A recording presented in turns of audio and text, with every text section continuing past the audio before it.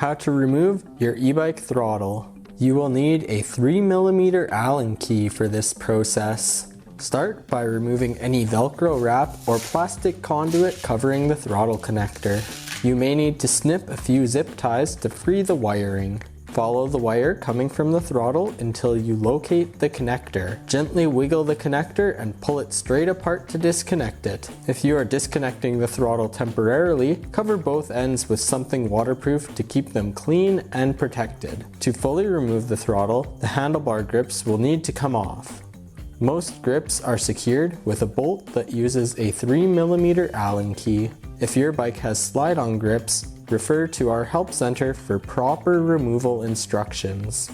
Loosen the grip bolt until the grip can rotate freely, then slide it off the handlebar.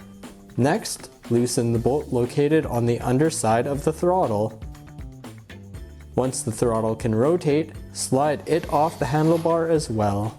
Reinstall the grip by reversing the removal steps. Your e-bike throttle has now been successfully removed.